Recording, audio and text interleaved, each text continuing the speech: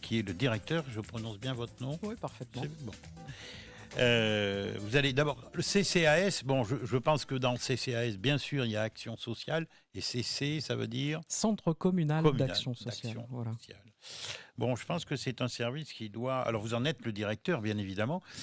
C'est un service qui doit fonctionner à 200%. À 3000%. 3000%, j'étais loin Voilà. du compte. Oui. C'est à peu près, on accueille à peu près 8000 personnes par an. Mhm. Donc effectivement, les chiffres sont conséquents. Impressionnant, ah oui. Voilà, alors c'est pas 8000 personnes différentes, Oui, mais oui. on a, j'ai tendance à dire 8000 poussages de porte par an, même un peu plus, puisque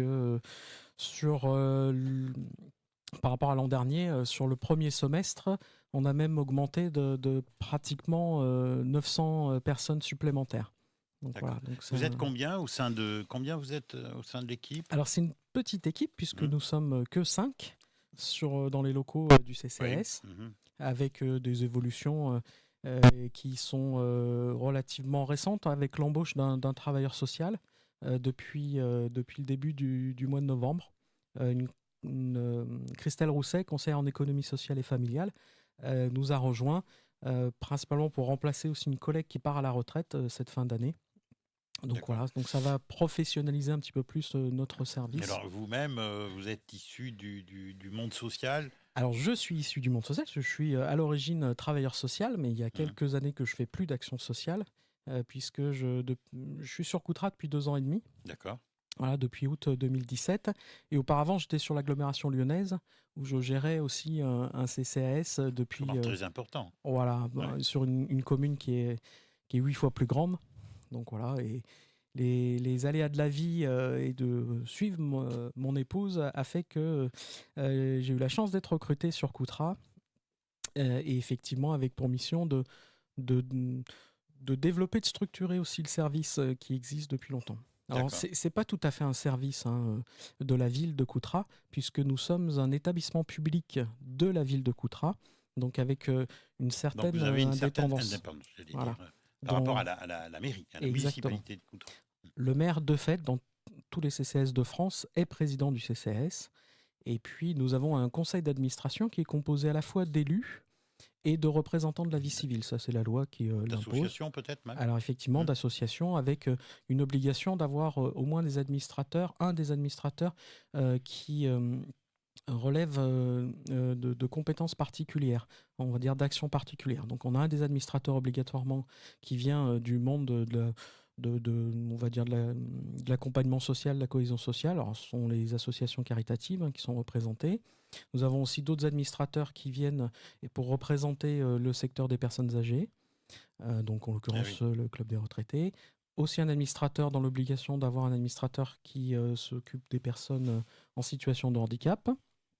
Voilà. Oui, J'allais dire la fourchette, mais voilà, oui, une représentation. C'est large, c'est très très large. Une représentation large. Et puis le dernier, qui est un peu particulier, parce qu'il doit représenter les associations familiales. Et là, pour le coup, c'est l'UDAF de la Gironde qui nous propose un candidat local, bien sûr. Donc on a une représentante, effectivement, dans le conseil d'administration de l'UDAF. Voilà. Donc, ça doit faire beaucoup de réunions, tout ça? Alors, on est soumis aux mêmes règles que le conseil municipal, de se réunir au moins une fois par trimestre. Et globalement, on se réunit moins, parce qu'il y a moins de sujets de délibération. Généralement, c'est 5 rencontres par an. Parce qu'on a aussi les mêmes règles administratives, vous avez vu ma collègue des finances, de faire un débat d'orientation budgétaire et de voter aussi un budget autonome. Alors, puisqu'on a cette particularité. Tendez une perche, quel est le budget du CCAS? Alors, le budget du CCAS sur la partie fonctionnement, il est d'un peu plus de 500 000 euros.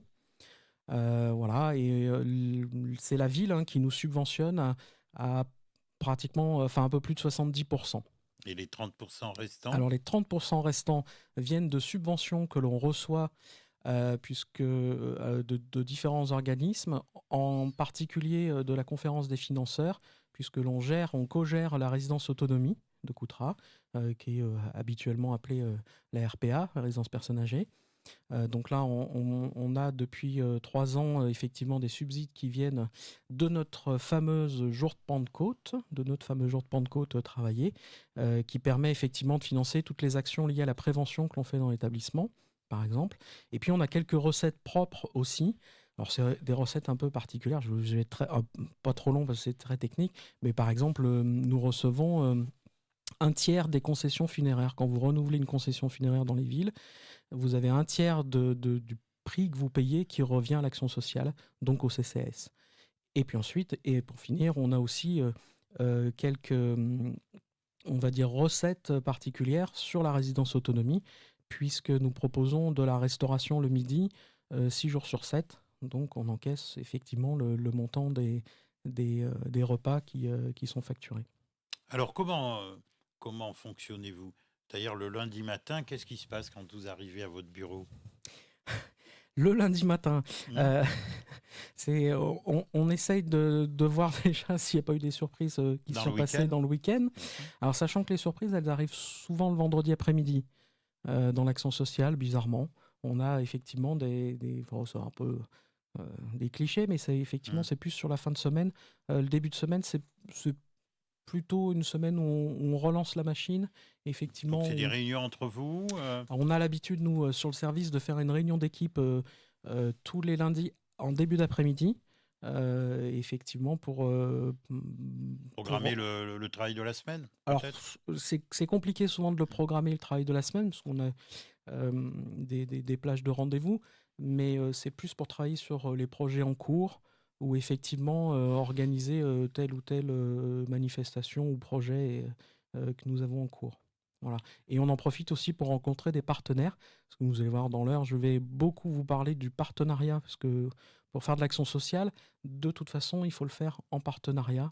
On ne peut pas Alors, agir tout je seul. pense que dans la tête des gens, pour certains, et peut-être même pour beaucoup, euh, l'action sociale, c'est l'aide des gens qui sont en difficulté, Principalement. principalement. Voilà. Hein.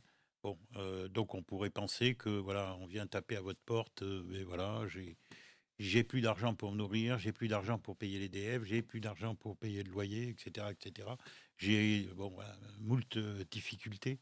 Est-ce que c'est un peu ça quand même? Alors, c'est la première chose pour laquelle, effectivement, on existe, et puis sur lequel, effectivement, le législateur a voulu que les CCAS existent. Auparavant, ça s'appelait Bureau d'aide sociale, oui. Mhm. Voilà, les CCAS s'appellent comme ça depuis 1986. Donc, effectivement, on a des actions alors, d'aide d'urgence, principalement sur l'aide alimentaire, puisque là, effectivement, c'est les personnes qui sont en difficulté, comme vous disiez, qui n'ont plus rien à manger. Hein. Mhm. C'est souvent Mhm. dire rien dans le porte-monnaie, rien dans le frigo. Et là, on a développé des outils alors qui existaient avant moi, mais on les a structurés différemment, Mhm. puisqu'on a créé avec les administrateurs du CCS un règlement d'attribution de ces aides qui sont dites pour nous facultatives. C'est un peu la particularité des CCS, c'est que chaque CCS adapte son action sociale en fonction des besoins du territoire. C'est-à-dire que les besoins sur Coutras ne sont pas les mêmes qu'à Castillon ou à Donc vous Libourne, avez une liberté totale et entière dans le dans respect l'organisation. Oui, de bien la loi, sûr, bien bien sûr, sûr, bien mais sûr. oui, oui, effectivement. Mhm. Donc là, ce qu'on a pu mettre en place depuis, c'est effectif depuis mars de cette année, c'est d'utiliser des chèques d'accompagnement personnalisés. Ça ressemble un peu au chèque restaurant, et ça permet effectivement aux personnes qui sont en difficulté d'avoir immédiatement la délivrance de cette possibilité d'aide et de se rendre dans les supermarchés locaux ou les commerces de bouche qui effectivement ont la possibilité de prendre c'est les mêmes groupes que les tickets restaurants et de pouvoir faire leurs courses, tout Alors simplement. j'ai envie de vous poser deux questions. Qui sont ces gens qui viennent vous voir? Est-ce que oui, ce sont des habitués? Est-ce que ce sont des gens qui viennent là comme ça à l'improviste parce que ils peuvent pas attendre une heure de plus? C'est bon, c'est un peu schématique ce que je dis, mais Oui. ils sont vraiment au bout, au bout, au bout du précipice, quoi. Et est-ce que c'est que pour la nourriture? Alors on a deux types effectivement d'arrivées. La première, c'est la personne qui vient nous rencontrer directement pour nous expliquer ses difficultés. Et effectivement, on fait une évaluation pour lui accorder cette prestation d'aide alimentaire d'urgence. Et puis aussi, on a des partenaires, je parle du partenariat, qui nous orientent avec une fiche de liaison. Alors, parle en particulier des travailleurs sociaux de la maison départementale des solidarités, qui est sur Coutras, qui effectivement accueille un certain nombre de couturiers en difficulté et qui peuvent faire une fiche de liaison et nous les orienter et à ce moment-là solliciter une aide de type alimentaire. Nous ne sommes pas les seuls sur le territoire aussi à délivrer ces aides un peu d'urgence. Là aussi, il y a le Bien sûr. partenariat. Nous travaillons avec les associations caritatives, en particulier Restos du Cœur, peut-être? Alors, on n'a pas sur Non. le territoire de Coutras les Restos du Cœur. Il existe les services de la Croix-Rouge française, le Secours populaire, le Secours catholique. Et puis, depuis octobre 2017, à l'initiative du CCAS, à partir de 2015-2016, il a été créé une épicerie sociale donc, À Coutras. sur Coutras, qui est sur le Mmh. quartier des Brelons et qui est gérée par une association et qui travaille en lien avec la Banque alimentaire de Gironde. Et effectivement, il y a possibilité une fois par semaine, sur orientation effectivement des collègues assistantes sociales de la Maison des Solidarités ou du CCAS, de pouvoir faire des courses. Alors, ce n'est pas un don alimentaire complètement, elles vont vraiment faire des courses et elles ont une participation financière à donner qui correspond à 10% du coût de la mercuriale classique. Alors, je prends l'exemple, si un kilo de sucre coûte 1 euro dans le supermarché, elles ont la possibilité de faire ces courses en payant que 10 centimes le kilo de sucre. D'accord. Et c'est une structure qui est associative avec l'intérêt aussi, c'est que ces bénéficiaires d'action sociale dans le cadre de l'épicerie sociale sont aussi bénévoles de cette structure, puisque c'est avec aussi les bénéficiaires et puis d'autres bénévoles que sont organisés de récupérer les aliments à la banque alimentaire sur Bordeaux et d'organiser l'épicerie. Alors, toutes ces structures dont vous me parlez, c'est ça vos partenaires, Entre autres. entre autres? Ouais. Après, sur le CCAS, même en dehors de l'action sociale, alors juste pour finir sur l'action sociale, on a aussi une commission permanente qui existe, qui se réunit tous les mois, tous les mardis en début de mois, pour étudier les demandes d'aide financière. Par exemple, vous citiez tout à l'heure quelqu'un qui a une difficulté sur une facture d'EDF ou qui, alors je prends un autre exemple qui est aussi assez parlant, une famille en difficulté, le frigo lâche, ça représente un coût relativement important de pouvoir racheter un frigo. C'est dans ce cadre-là aussi qu'on peut accompagner les gens. Alors on a tout un catalogue, c'est un peu particulier de parler de catalogue d'aide, mais on a voulu le référencer comme ça pour un peu plus cibler comment on va aider les gens, pour quels motifs et surtout comment. Voilà. Donc ça, cette commission, c'est une partie des administrateurs du CCS qui se réunissent pour pouvoir décider des aides en fonction des règles que l'on a établies. Vous décidez des aides. C'est parfois sûrement un choix difficile. C'est aussi pour ça que ce règlement d'attribution des aides facultatives a été créé, pour permettre d'avoir, on va dire, un document cadre et pour aider aussi de façon équitable tout le monde, quel que soit le moment de l'année. Voilà, donc il y a une équité du traitement des usagers, enfin des coûts-trions dans leurs difficultés. Donc on tient compte principalement de leurs ressources, mais aussi de leurs charges. Et on calcule, alors c'est un peu technique ça aussi, on calcule un reste à vivre, mais ce qui permet aux administrateurs de pouvoir décider de la même façon du 1er janvier au 31 décembre. Voilà. Bon, alors on va rentrer dans une phase qui n'est pas très agréable, vous allez me comprendre. Est-ce qu'il y a des tricheurs? Alors par justement ce règlement, on n'a plus de tricheurs. Et de toute façon, on en a rarement, j'allais dire, dans l'action sociale. Alors, oui, parce qu'on entend plein de choses par de mes rapport à 20 ça. ans d'expérience de travail social. Oui, bien sûr. Vous êtes bien placé pour en parler. Voilà. Non, on a. Alors ça arrive qu'effectivement, on ait des gens qui essayent de passer un peu à la trappe, mais on n'est pas dupe. Et effectivement, on doit être aussi garant de l'équité du traitement des usagers. Voilà. Donc c'est pour ça qu'on a créé ce règlement et qui permet. Alors les personnes doivent venir avec un certain nombre de justificatifs. Sur l'aide alimentaire d'urgence, on est bien plus souple. Enfin, par rapport aux justificatifs, si je peux me permettre, on a vu des choses aussi. Oui, alors. Les moyens de reproduction. Généralement, les personnes viennent avec leurs originaux. Et puis, Et moi, je vous parle de ça parce qu'on entend plein de choses sur les réseaux sociaux, etc. Oui. Et regardez, lui, il n'a pas travaillé de sa vie, il va toucher ci, et moi qui ai fait travailler toute ma vie, j'ai une retraite de misère. Vous voyez le Oui. rapprochement que je voulais faire. Ça doit, ça Je- doit vous arriver aux oreilles quand même. Alors, je l'ai rarement vu dans ma carrière, D'accord, ça. d'accord. Parce que pousser la porte d'un service social, c'est pas si facile que ça pour les personnes en Je m'en difficulté. doute. Mhm. Voilà.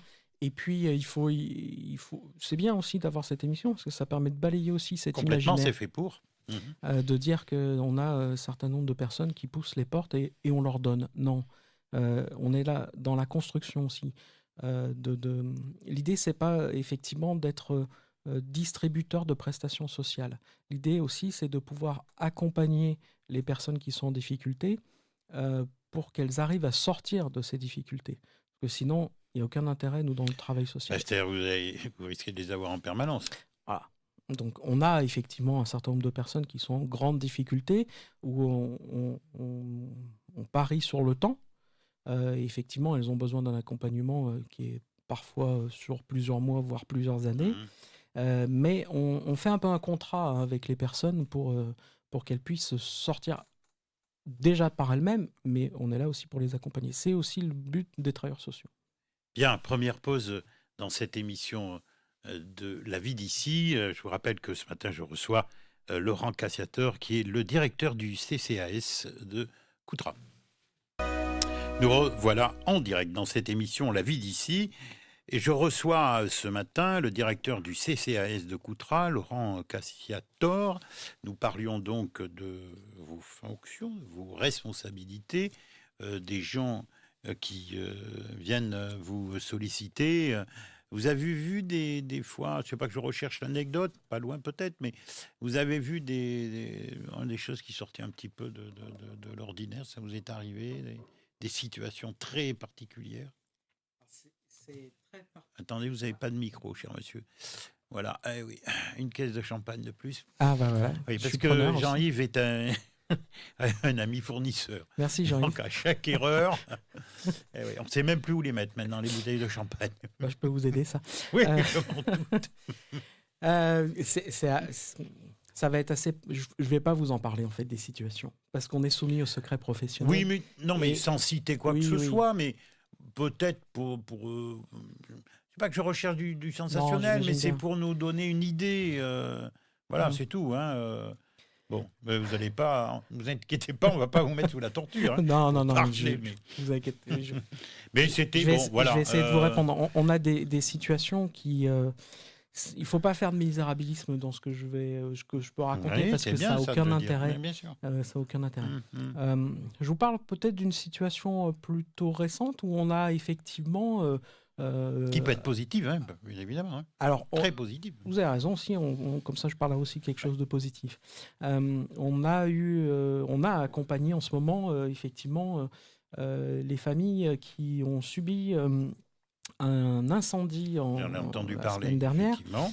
Donc voilà, donc on est effectivement le relais de proximité, hein, parce que le maire étant président du CCS, il nous a aussi rapidement demandé de pouvoir, dans l'urgence, dès le vendredi matin, parce que le sinistre avait eu lieu la veille en soirée, prendre attache auprès de ces familles et de pouvoir les accompagner dans les différentes démarches, parce que vous imaginez bien que c'était Mhm. un peu compliqué dans l'urgence et aussi dans l'émotion pour ces deux foyers qui ont été sinistrés. Donc voilà, ça fait partie de nos activités où là, on lâche le stylo et on s'occupe à 100% effectivement de ça, parce qu'il y a une certaine urgence de les accompagner. Alors après, on a aussi tout le relais institutionnel avec leurs assurances qui s'est fait, avec leurs propriétaires, et aussi avec les différentes associations caritatives du secteur qui se sont immédiatement aussi mobilisées sur cette situation, et ça c'est plutôt une chance du territoire de Coutras. Je dis véritablement depuis 2 ans et demi. Quand je suis arrivé, j'ai été très surpris sur peut-être les situations très compliquées et difficiles, dont je ne vous parlerai pas, Bien sûr. mais aussi agréablement surpris sur l'énergie des partenariats du territoire. Et ça, par contre, je peux vous en parler longtemps. On peut faire 3 heures d'émission si vous voulez. Mais c'est une sacrée force de Coutras. Alors, ça fait beaucoup pour une pas si grande commune que ça, d'avoir 4 structures effectivement associatives sur le plan caritatif, mais quel travail ils font, quoi. C'est vraiment remarquable. Et je vous dis franchement, si les services du département et le CCS n'avaient pas ces soutiens-là, ça serait bien plus compliqué pour nous de pouvoir agir, parce qu'on n'aurait pas forcément les moyens financiers et humains Mhm. et aussi techniques de pouvoir accompagner les personnes. Cela prouve que quand on est regroupé, on peut faire des choses. Complètement, ouais, Hein. complètement. Mhm. Alors, si vous voulez que je vous parle d'une situation positive, Oui, on a une des missions aussi assez particulière sur le CCS, c'est de faire de la domiciliation administrative. oui, Donc, nous avons sur le territoire des personnes sans domicile stable, pour pas dire quelques-uns aussi sans domicile fixe.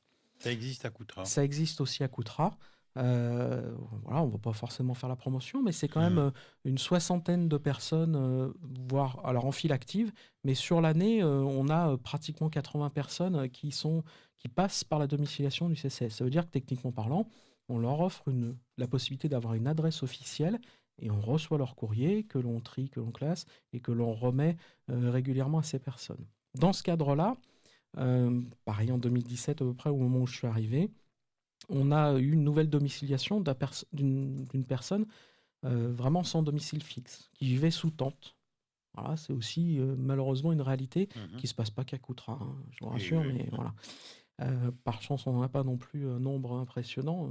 Juste pour vous dire, la ville de Bordeaux, c'est, je crois, 4000 personnes domiciliées, ce qui est énorme. Libourne qui est à côté, ça doit être On est, aussi un c'est chiffre élevé, mais important. c'est quand même moins que Bordeaux. Mhm. Donc voilà, on avait cette personne effectivement qu'on a domiciliée pour pouvoir ouvrir un certain nombre de droits, entre autres à l'assurance maladie, effectivement un droit à certaines prestations sociales telles que le RSA.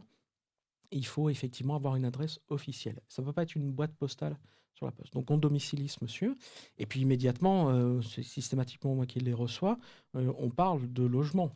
Voilà. Et ce monsieur, ben, on a cheminé avec lui sur un peu plus d'un an et demi pour effectivement arriver à trouver un logement. Alors, pas que nous, on travaille aussi en partenariat. Et là, pour le coup, avec un partenariat avec une association qui s'appelle Le Lien, qui est sur les Bournes et qui s'occupe Qui existe depuis très longtemps. qui existe depuis très Mhm. longtemps. C'est le centre d'hébergement Mhm. d'urgence.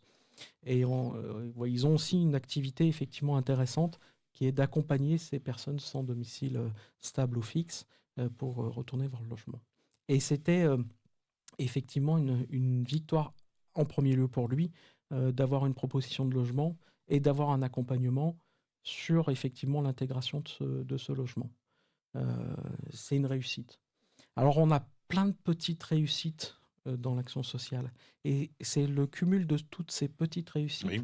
qui nous permettent aussi, alors je parle des agents du CCS ou voire après pour les associations caritatives, c'est ce qui nous porte aussi pour continuer à travailler de façon correcte. Et puis, c'est notre moteur, en fait, hein, de voir qu'on arrive à sortir des situations de grandes difficultés, quoi. Dans cette action sociale, les collègues qui vous entourent ont quelle qualification? Il y a des assistantes sociales ou il y Alors, a, ce que c'est qui, hein? Les voilà, 5 personnes, vous les êtes cinq 5. Bon, il y a personnes. vous qui êtes le directeur, bien sûr, mais Voilà, donc on a Laurence qui est agent d'accueil, qui est... alors je qualifie toujours on nos agents redonne d'accueil. ou on donne votre adresse. Oui, alors on est situé 4 rue Baste, donc à côté de la Caravelle, donc le tabac presse, là sur le centre-ville, derrière la gare. 4 rue Baste, 4 rue derrière Baste. la gare. Voilà. Donc notre agent d'accueil, j'ai tendance à dire que c'est notre fantassin de l'action sociale. Quand vous poussez la porte, vous tombez Mhm. sur l'agent d'accueil. Donc Sûrement pas un métier très facile. c'est le métier le plus essentiel Mhm. de l'action sociale, enfin de notre service, quoi. Donc c'est elle qui va effectivement accueillir les gens, déjà faire un premier va dire, diagnostic sur les difficultés que les personnes peuvent avoir, soit avoir une réponse immédiate, parce que toute la capacité à donner la réponse, soit effectivement les orienter sur une de nos collègues, on va dire du back-office, ou derrière dans un bureau. Alors, soit recevoir les gens tout de suite, et surtout ce qu'on a mis en place là depuis 2 ans, fixer des plages horaires en fait sur un rendez-vous. Parce que souvent la personne vient exprimer un problème, mais elle n'a pas forcément tous les documents nécessaires pour qu'on puisse le traiter, etc. Mais vous travaillez, je pense, très souvent dans l'urgence, quand même, souvent. Oui, Pas toujours, mais souvent. sur l'urgence, ce que je vous disais tout à l'heure, on Mmh. lâche le stylo et bien sûr, l'un d'entre nous va accueillir la personne. Ça, il n'y a pas de souci. C'est aussi la force de cette petite équipe, c'est que tout le monde est polyvalent. C'est-à-dire que tout le monde va faire de l'accueil quand notre collègue est en congé, entre autres. Voilà, donc, Les files d'attente sont pas trop longues? les files d'attente sont pas trop longues. On a des délais de réponse. Alors, hormis de l'urgence sociale, hein, dont on a parlé tout à l'heure, les rendez-vous se font dans la semaine ou au pire la semaine suivante. Donc ça Mmh. reste plus que raisonnable. Mais parfois, c'est à 24 heures près. Si on doit couper la lumière, enfin l'électricité, si on est à 2 doigts d'être expulsé. Alors, Bon, là, vous c'est- réagissez, bien évidemment, je oui, suppose. mais on arrive rarement en fait à ces situations parce qu'on a aussi tout ce partenariat qui est fait avec, par exemple, EDF Solidarité ou par rapport à la CPAM. Je vous en parlais aussi après. On a des conventions en fait pour pouvoir être assez réactif.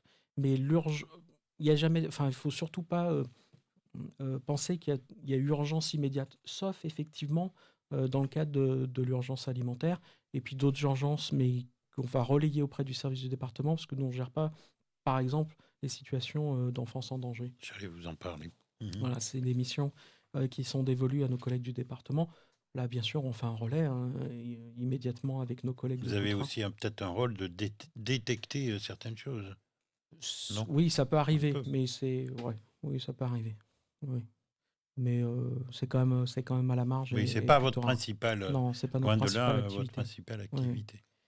voilà, Qu'est-ce qui donc vous passionne dans tout ça, là? Parce que moi, je vous écoute, hein, avec beaucoup, beaucoup d'attention, mais on sent un homme passionné par ce mmh. qu'il fait.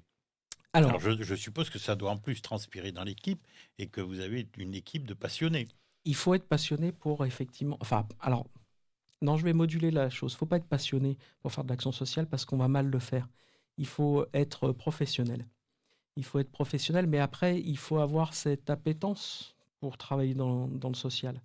Donc ça, c'est une condition sine qua non, mais il faut surtout pas que ça soit considéré comme un sacerdoce parce que là, effectivement, on va être dans l'émotion et on va plus avoir ce caractère effectivement d'accompagnement. Mmh. On va être, voilà, on va, bien sûr, alors, on a ce rôle d'empathie avec les gens. C'est heureusement, il faut l'avoir. Mais après, il faut aussi, et ça rassure aussi les Coutrillons, quand on a ce rôle professionnel, de leur dire oui, bien sûr qu'on va vous accompagner, oui, vous nous avez expliqué votre situation. Chaque situation est différente et apporte oui, son lot d'émotions, etc. Et après, il faut qu'on ait cette réponse professionnelle dans l'accompagnement, parce que sinon, Mmh. on n'avance pas avec les gens. Vous m'avez parlé d'un budget de 500 000 €, Oui. c'est ça, hein? Mm. Est-ce qu'il en manque à la fin de l'année? Est-ce que Non. vous pensez que c'est suffisant? Alors, Il y en a jamais assez peut-être? on gère avec effectivement Ce que vous avez, un bien sûr. budget prévisionnel qui est fait avec la ville. Parce que même si on n'est pas un service ad hoc de la ville, Il y a que la ville qui vous finance? alors, principalement, je vous disais à 70% Ouais, la ville sur ouais. l'action sociale. Mmh. Après, on peut avoir d'autres partenariats, mais c'est plus lié à la résidence autonomie que l'on co-gère aussi avec un bailleur social. Où là, effectivement, là, on vient j'en profite d'en parler, on renouvelle le mobilier de la résidence qui avait 40 ans d'existence. Et on a sollicité, par exemple, une aide de la CARSAT Aquitaine, Vous parlez de la résidence, la RPA, la résidence personnes âgées. personnes âgées, oui. Voilà, donc sur la résidence autonomie, on a pu renouveler le budget aussi avec l'accompagnement qui a été fait par la caisse de retraite. Donc c'est une recette pour nous supplémentaire. Mais globalement, voilà, on fonctionne, on est un établissement communal de la ville.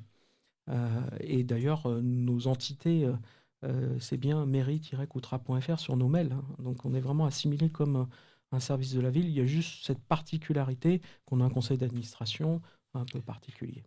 Alors, Voilà. vous êtes un homme de toutes les situations. J'espère pas. Non, mais vous gérez financièrement. Ah oui, après ça, c'est le rôle du Après, directeur, il y a effectivement. oui, Ouais. C'est il y a aussi les hommes, les femmes, hein, ouais, c'est aussi dans le la chance. service. Mm. faut être un peu couteau suisse quand on est directeur du Oui. CCS. J'aime bien votre expression. C'est aussi Je vous dirai pourquoi après.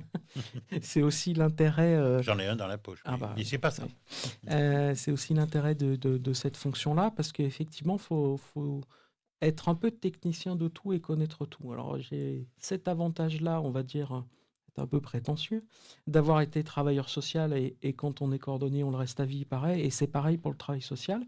Donc, voilà, j'ai cette technicité, cette connaissance, et puis qu'on essaye aussi de faire, enfin, on se tient au courant de toutes les évolutions sociales, parce que c'est évolue tous les jours, la législation sociale. Et puis aussi, j'ai cette chance depuis 7 ans d'être directeur d'un CCAS, et effectivement de m'être formé à la gestion budgétaire d'une collectivité territoriale. Donc voilà, si je peux vous parler aussi 1 heure de la M14, mais ça vous barbait. Et puis je Ah crois que oui. vous avez eu ma collègue qui Oui, était, responsable des finances. voilà, Oui. Marine Ancel, qui est venue Oui. vous en parler.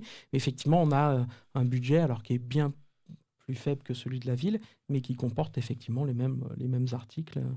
Donc il faut faire ça. Il faut aussi avoir la gestion de l'équipe, donc faire un peu des ressources Oui, humaines. oui, oui, oui. Et puis il y a une partie aussi qui m'intéresse particulièrement, c'est d'accompagner effectivement les élus, parce qu'il y a un peu ce rôle politique aussi du directeur, comme le directeur général des services d'une ville.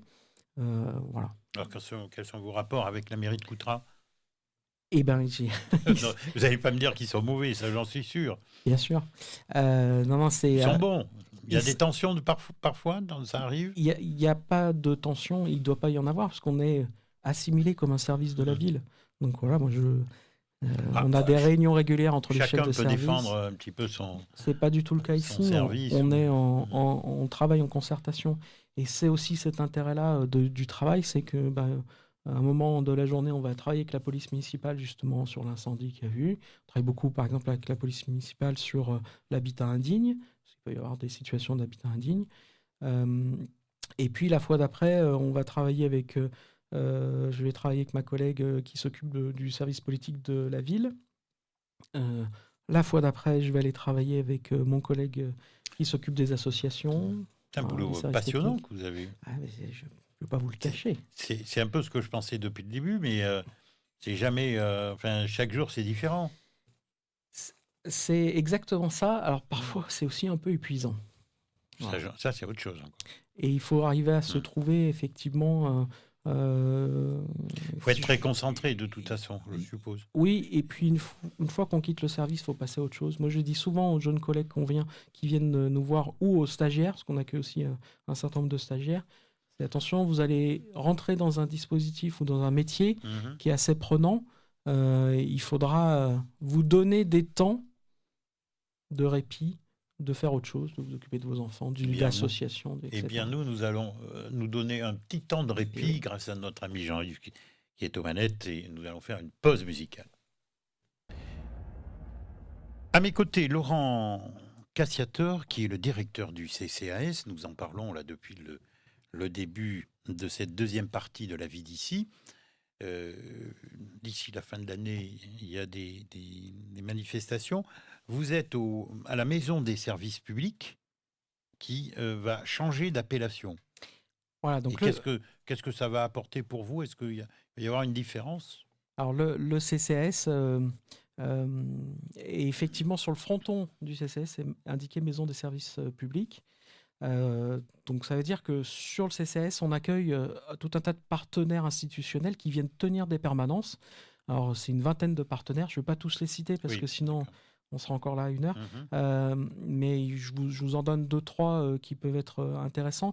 Il y a entre autres le point Info Droit, avec des juristes qui, sur rendez-vous, peuvent rencontrer les Coutrillons sur une problématique particulière. Nous avons par exemple les services de la CARSAT, ce que je vous disais tout à l'heure, par rapport aux demandes de retraite. L'idée, c'est d'avoir effectivement en proximité des services qui sont souvent centralisés sur les grandes villes. Et ça peut être compliqué de se déplacer pour aller rencontrer l'agent retraite. Ça peut être compliqué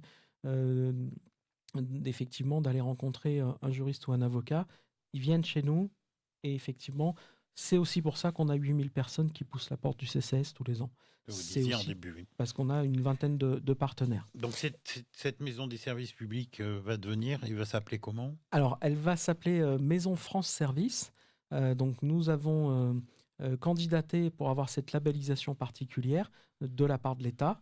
Donc, ça va se faire courant de l'année 2020 ou 2021, parce qu'au fur et à mesure de l'année, enfin des 2 années à venir, le président de la République a souhaité que dans chaque canton, il y ait une maison France Service en proximité. Donc, la première vague va se faire à partir du 1er janvier 2020. Sur toute la France, c'est 450 maisons France Service qui sont en création. Alors, principalement déjà des maisons de service au public, ce qui n'est pas notre cas. On n'était pas labellisé maisons de service au public, qui vont se transformer en maisons France Service. Donc, sur le département de la Gironde, de mémoire, c'est 5-6 structures qui viennent de se créer. On a candidaté, notre candidature a été retenue. On attend de connaître la date de cette labellisation qui va nous apporter aussi des finances supplémentaires de la part de l'État, principalement aussi pour développer un accueil supplémentaire, c'est-à-dire que recruter un deuxième agent d'accueil, puisqu'on a aussi sur le CCAS la chance d'accueillir un certain nombre de personnes pour faire leur démarche dématérialisée. On a 4 postes informatiques libres d'usage auprès du public. Donc les gens viennent faire des démarches auprès de la CAF, Pôle emploi, etc. Et on a quand même un certain nombre de personnes qu'on accompagne parce qu'elles ne maîtrisent pas forcément l'outil informatique. Et on a besoin de renforcer ça. Voilà. Bon, dans quelques jours, c'est Noël. Je crois bien que vous organisez une manifestation par rapport à Noël, c'est-à-dire la fête de Noël. Quelques mots? Alors, c'est la fête de Noël pour les seniors qui a lieu mercredi après-midi. Donc, tous les cotrillons qui ont plus de 72 ans ont été invités par courrier pour venir à cette manifestation qui a lieu sur la salle du Sully. Donc, mercredi 18 après-midi. Mercredi 18 après-midi à la salle du Sully. Il y a un spectacle qui est fait par l'école de musique de Coutras, en particulier la chorale de l'école de musique, et qui est suivi d'un thé dansant avec un orchestre. Alors ça va être la 5e année aussi où les retraités coutrillons qui viennent à cette manifestation repartent aussi avec un cadeau puisque c'est Noël. Donc bien. Nous allons leur offrir, enfin les élus vont leur offrir un colis gourmand.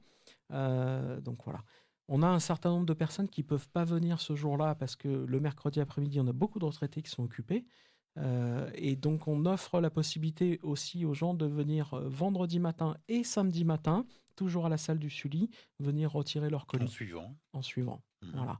Et puis pour ceux qui ne peuvent pas du tout se déplacer parce qu'elles sont isolées, parce qu'elles ont des difficultés pour pouvoir se déplacer, elles nous appellent et à ce moment-là, on va leur livrer le colis. C'est même les élus qui vont leur livrer ce colis avant les fêtes de Noël.